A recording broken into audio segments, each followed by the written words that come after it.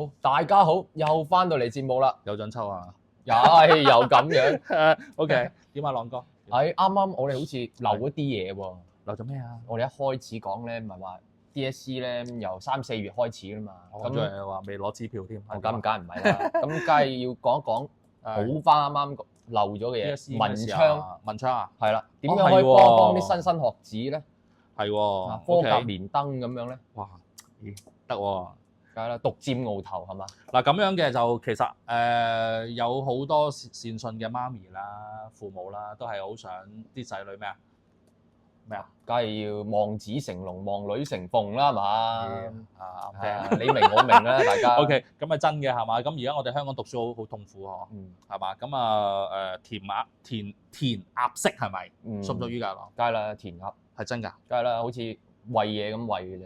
你谷飽咗啦，飽未？飽晒啦，飽晒啦係嘛？見到都飽晒。咁好啦，咁嗱，其實咧就咁樣咧，即係一般父母都好想啲小朋友有啲好成績啦。咁喂嗱，其實就咁樣㗎，同阿師傅，即係師傅同大家講一樣嘢，即係如果你自己係身為父母有仔女，而家係即係喺學業界嗰度拼搏緊咧，即係唔好逼得佢咁犀利，好唔好啊？即係自然，因為點解咧？命數咧係有數嘅，嗰個福緣咧，佢自己個福緣咧，嗰個小朋友咧係有條數嘅，即係個文昌嚟㗎，係啊，即係你條命又冇文昌又冇學堂，咁你係塞唔落你所嘅先生俾你嘅知識，係唔係塞唔落啊？而係好難吸收同埋好難去將個學問貫通。咁佢嗰條命係就冇㗎嘛，大佬，咁冇就冇咯。喂，冇嘅就唔可以做第二樣嘢咩？咁又唔係，係得㗎嘛，行出狀元啊嘛。冇錯，行出狀元啊嘛，咦 OK 喎。咁行出狀元㗎嘛，咁所以咧就大家千祈唔好去咁逼迫啲小朋友咯。自然佢唔開心，即係個小朋友唔開心。其實你點樣去攞到好成績，其實咧佢心裏邊咧都係個感受唔會太良好㗎嚇。唔係有啲人係需要逼嘅，咁你逼出嚟有個火花，有啲係會咁嘅。即係有啲人咧喺學習階段咧，突然之間去到嗰個年歲咧，突然間扮一聲，係真係有下，亦都係真係有。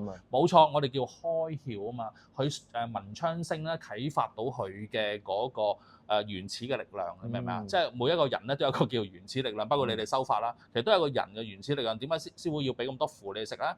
就其實要幫你係種嗰個符底啊，你明唔明先嘛？你種嗰個符底咪有本身去測量你個人你丹田裏邊嘅絕火咯，絕火咪可以燃亮。你食咗個符個力量更加衍生你個力量出嚟咯，激發咗。我哋神壇，我哋自己，我哋六壬都有個求同嘅好重要嘅環節㗎嘛，係咪？咁你咪可以俾你去激發到你自己我哋叫啟靈啊，即係而家師傅講話你去求取文昌帝君嘅福蔭咧，亦都係去激發你嗰個嘅潛藏嘅力量啫嘛。嗱咁變咗咧，我而家就講下咯，好嘛？個法門係點啦，好嘛？即係喺我哋神壇裏邊咧，就係有拜祭咧文昌帝君，求取文昌帝君對你嘅加持嘅。咁頭先就係我講嗰個要點啦。咁成日都講我哋文昌廟，咁我哋喺咩香港島有個中環啊，上環有個上環有個文武廟啦，係咪？咁我哋大埔區亦都一個好出名嘅文武廟啦。冇錯。咁其實好多廟咧都係我哋有個摸筆嘅禮節，咁就去拜祭呢個文武廟嘅咁希望佢哋考文得文，考武得武啦就個意義就喺呢度嘅。咁但係咧，其實我哋咧係有個秘密嘅法門嘅，就係其實你求取呢個文昌帝君對你加持咧，我哋喺天上界有3位文昌帝君嘅，其實係啊，主宰住整體世界裏邊世俗人嘅呢一個智慧嘅同埋學問嘅。咁分別咧係乜嘢咧？我就邊3位咧？我就讀一讀俾大家聽好嘛。有9天宣化文昌灰斗星君咁另外咧就係有9天開化文昌紫銅帝君。咁另外咧就係另外一位咧就係9天陽化文昌金甲神君啦。嗱，好明顯啦，金甲神君就係武嘅方面啦，係咪啊？咁咧就紫銅帝君同埋呢個孚斗星君，亦都係助長你嘅學問咧，係會更進一步啦。我哋叫做文昌高照就科甲連登啊嘛，係嘛？咁啊灰星踢斗啊獨佔鰲頭啊嘛。咁我哋呢3位老師公咧，都係協助嗰啲莘莘學子咧，係啟發佢哋嘅智慧，破除佢喺佢體內，佢喺佢生命裏邊有啲塞住佢嘅嘢，明唔明嘅意思啊？就喺呢一個嘅用法科嘅力量咧，去同你去追旺、撥旺翻你自己嘅人對學問上面嘅追求嗰個知識嘅興趣。咁啊茅塞頓開啦。因為咧好多年青人係冇興趣啊，你明我意思嘛？佢嘅力量係能夠你協助你係倍增你對學問嘅興趣先，跟住冇錯，跟住對你係嗰個嘅記憶，對你温書嘅記憶係會倍增翻，係啦。另外仲有一樣嘢，又係講翻個人緣和合，明唔明我意思啊？係啦，所以你要睇到我哋個牌都寫住宣化、開化、揚化3個唔同嘅教法，係嘛？宣示、開啟你嘅智慧，揚即係話表彰你嘅力量，明唔明我意思啊？係喺翻個問卷裏邊，喺翻你個功課裏面去表揚你，或者係揚啟咗發揮翻你嗰個知識文化喺翻個考卷裏邊，明唔明啊？所以喺個過程裏邊咧係要拜㗎。咁我哋係會同你擇個好靚嘅日子，俾你嚟參拜。咁啊，亦都有一啲好得意嘅一啲嘅祭品。有咩啊？樣樣齊啦，梗係芹菜。係啦，樣樣齊啦。有啲咩啊？生菜係嘛？生菜係啦。芹菜、生菜仲有一啲嘅葱係啦。葱係代表聰明啦諸如此類，有好多嘢要買㗎。另外仲有一個金算盤仔，同埋有一支毛筆。OK， 咁呢同埋我哋最緊要，我哋有個指線。指線我哋係寫咗我哋嘅符章落去嘅嚇，文昌符落去嘅。OK， 咁嗰個金筆同埋金算盤係算係咩？計數啦，係嘛？筆係咩啊？書寫係嘛？文章 OK， 全部有法門打入去嘅，好流暢啦。係啦，冇錯。咁當然啦，我哋有個好重要嘅袖表啦。咁咧就係祈請3位老師公係對嗰位莘莘求文昌帝君嘅扶持對你嘅加持啦。咁亦都當然啦，化咗份簿之後，化咗個疏文之後，亦都要喺師公面前要幫你問個背。如果 OK 嘅，就即刻摸嗰支文昌筆，你見到嗬？摸文昌筆，跟住將你個名寫喺金榜題名嗰個紅布上面，咁就成個過程就 OK 㗎啦。跟住咧就係多啲上嚟上香咯，梗係咪啊？咁啊就係有少少呢個我哋喺文化上一個傳統有效㗎，幫到㗎。OK， 有好嘅唔同嘅 feedback 㗎。OK， 咁啊仲有啲係啦，仲有嗱呢個文昌就係講係扶持啦，要師公扶持啦。係咁，其實師公除咗文昌之外，都有其他地方可以扶持到嘅喎。好似師傅都聽你講，好似早排有啲善信係都嚟上契喎，喺玉林先師。係冇錯。咁其實上契呢個法門又係點樣嘅咧？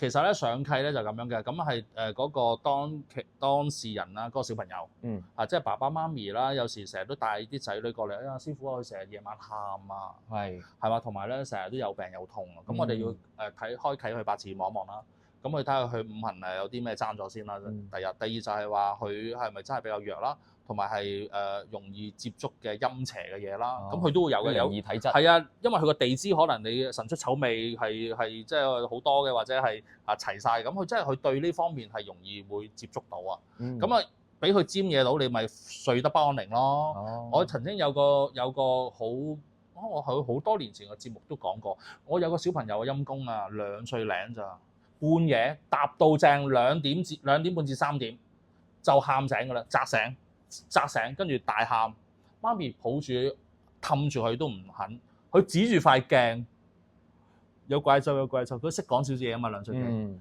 好驚，指住個妝台鏡 ，OK， 咁好啦，咁太太梗係驚啦，唔對路啦，真係嘛，即係忍受咗好多次，唔唔得啦，咁佢嚟求教我哋啦。咁我哋就同佢整咗屋先啦，嚇咁啊同佢再趕走啲污糟嘢啦，咁啊同佢換翻起間屋啦，跟住就同個 BB 咧佢都係比較體弱，同埋係容易接觸到嘅。咁我哋就教佢個父母，因為你一定係要同埋佢體弱多病，咁佢一定要個父母 OK 嘅嚇。咁問個師公個杯去俾嘅，咁啊就我擇個良辰吉日咧，就係同佢喺師公面前咧，就係親自幫佢過契咯。咁啊過契都有手續嘅噃，想唔想聽下？梗係要啦。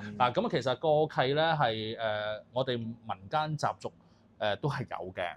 咁但係唔同法教咧，可能係要嘅嘢咧係有啲唔同。咁我哋最緊要係咩啊？係有一個信物俾對方。OK 好似我哋啱啱琴日牙期，我哋都係有個小朋友嚟上契係咪？咁你見阿師傅最後係咪親自送咗個符牌俾佢係咪？冇錯，俾佢長期可以陀住因為嗰個小朋友咧就係性情咧就係比較跳脫咁啊同埋係敏陣野蠻啊，同埋有時好責難嘅自己父母㗎，好犀利㗎，督住翻父母㗎，咁變咗係係好似好細個佢父母帶佢嚟嘅，咁我做師傅都擔心嘅咁所以咧俾咗好多方法佢，咁收尾我最後決定咧係同佢父母講，不如你咁啦，你係過契俾我哋羅林先師啦，希望用先師嘅力量去扶佑對方，將佢唔好嘅性格減持，溫順翻，係啦，和柔翻，OK， 將佢嘅智慧開啟佢，去讀書好啲。同埋另外一樣嘢，希望改變咗佢嘅態度之後，去對爸爸媽咪要孝順，係咪啊？嗱，一定要㗎呢樣嘢嚇，對爸爸媽咪一定要孝順父母啦，讀書聰明啦，身體健康啦呢啲，咁啊祈求師公去扶持佢，咁啊過翻一個大約12至13歲之後咧，佢就會有一個好即係喺個過程裏邊咧，佢一定會慢慢好嘅。咁去到12、13歲有一個好明顯嘅唔同㗎啦。咁好啦，過契有啲咩儀式啊？過契咧就要有一個嘅金飯碗、金筷子、匙羹，OK， 一件花恤衫、一件花衫。如果佢喺 BB 仔階段琴日個小朋友好大個下啦，佢咪4歲、4、5歲都有啦咁咧就我就勉強咗呢樣嘢啦。咁我喺個疏文嗰度寫啦即係佢衣食充足嗰啲嘢啦咁其實如果你話將個牙咁計仲係手抱，佢就係未識講嘢、未識成嘅，咁係需要一個筷子、一個金筷子、一個金碗一個金匙羹咁咧就師傅俾佢一件信物佢啦。咁同埋一個咧係花嘅布。咁好啦，視乎佢五行係屬乜，咁我就係喺嗰件衣服裏邊咧，其實嗰個係衣服嚟㗎，係一件衫仔嚟嘅，就係邊一啲嘅元素嘅色彩多啲，明白？就譬如佢係個人係屬火嘅，咁我咪木生火啦，係嘛？咁我哋俾啲木嘅元素嘅地方啦，綠色啊、淺綠色啊，夾翻個五行啊，有啲咩助旺佢嘅，或者係本身係自助旺自己嘅顏色，去擺翻落嗰件衫度咯。你明我意思嗎？明白。咁我哋亦都會跟條符俾佢戴嘅。咁希望佢週年旺相就快高長大咯。嗱，呢個法門就係咁樣啦。清唔清楚大家？咁有咩條件㗎，師傅？冇啊，最緊要攞到聖杯，乜都假，係咪先？一定要師公恩准賜予你係佢嘅旗下個契仔啊嘛，大佬係嘛？咁通常一定係一下個，琴日嗰個都一下個啦，一問聖杯啦，好冇？如果有啲乜嘢嘅唔清楚，可以歡迎大家咧係打嚟揾阿師母啦，或者揾師傅去查詢嘅。OK， 我又唔清楚啊，師傅。有咩唔清楚？咁其實嗱，聽你啱啱講啦，就話係通常都係。一係就有靈異體質啦，一係咧就可能健康上邊啦，係啦，或者可能比較頑皮啦，咁樣先要嚟上契。咁其實冇事都應該可以㗎。當然啦，當然啦，即係對佢自己嘅成長咧，都係有神力嘅支持資助、加持扶持，咁都係有個宗教嘅正信係 very good 嘅。好，明白晒，清楚未？清楚。OK， 下集見，拜拜。拜拜。